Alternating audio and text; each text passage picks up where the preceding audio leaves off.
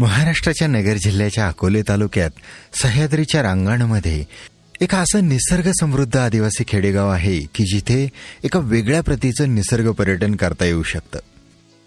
त्यामुळे आजचा व्हिडिओ तुम्हाला एका वेगळ्याच दुनियेची सफर घडवणार आहे. तेव्हा चला तर मग.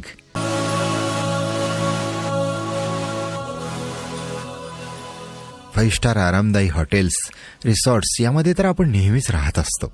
पण एखाद्या निसर्ग कोंदणात लपलेल्या आदिवासी पाड्यावर जाऊन राहणं, त्यांचं लोकजीवन, लोकसंस्कृती जवळून पाहणं, शेतातील कामं, आनंद मिळवण्याची याआधी बघायचं राहून गेलेलं हे जगण्याचा अंग बघताना आम्ही अक्षरशः निशब्द झालो.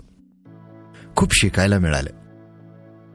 त्यामुळे पैशाने ही लोक गरीब असली तरी आनंदाच्या बाबतीत मात्र आपल्यापेक्षा कितीतरी श्रीमंत आहेत हे आम्हाला कळून चुकलं.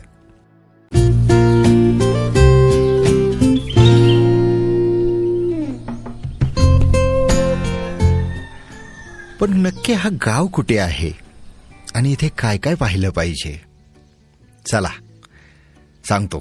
महाराष्ट्राच्या नगर जिल्ह्यातला अकोले तालुका हा सह्याद्रीच्या पर्वतरांगांनी व्यापलेला आहे.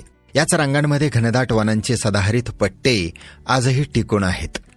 मग सह्याद्रीतील सर्वोच्च कळसुबाई शिखर, अलंग, कुलंग, मदन, रतनगड, आजोबा डोंगर, न्हापता, कलाडगड, हरिश्चंद्र, तारामती, रोहिदास अशी गडकिल्ल्यांची शृंखला असणारे व वैशिष्ट्यपूर्ण भौगोलिक ठिकाणे याच गावाच्या आजूबाजूला आहेत.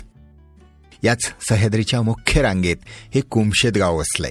महादेव कोळे आणि ठाकर या आदिवासी समाजाचे लोक गेली 500 वर्ष या परिसरात आजूबाजूच्या निसर्गाला आई मानून जगत आहेत.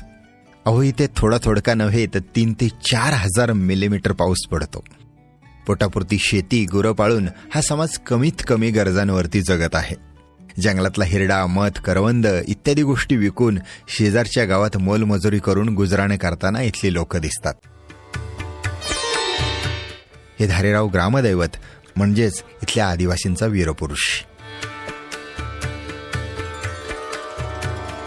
येथील मंदिरात सर्वजण मनोभावे दर्शन करत होते. क्षणी आम्हाला वसंत बापटांच्या भव्य हिमालय तुमचा आमुचा, भव्य हिमालय तुमचा आमुचा, केवळ माझा सह्यकडा ही ओळ आठवतेच. पावसाळ्यात तिथे ढगांची दाटी असते. अमाप धबधब्यांच्या अगणित धारांनी हा कोकणकडा अक्षरशः सजलेला असतो. सह्याद्रीचं रौद्र रूप दाखवणारा हा लांबलचक 3 किलोमीटरचा कोकणकडा हजारो वर्षांच्या उन्हापावसांच्या अभिषेकात नाहून निघालेली सुळके, कडेकपाऱ्या आणि कातळ भिंतींचं सौंदर्य मिरवताना दिसला. इथून खाली ठाणे जिल्हा सुरू होतो.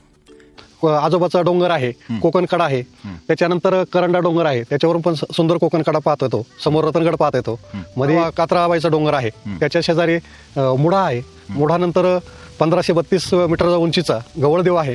त्याच्या पलीकडं घनचक्कर आहे, कुमशेतचा कोंबडा आहे, बाजूला हरिश्चंद्रगड आहे, इकडं न्हापता आहे, हापाट्याचा कडा आहे आणि कुमशेतचा हा लांबलचक 3 ते 4 किलोमीटरचा कोकणकडा ज्याच्यावर आपण आता उभे आहोत. आहोत.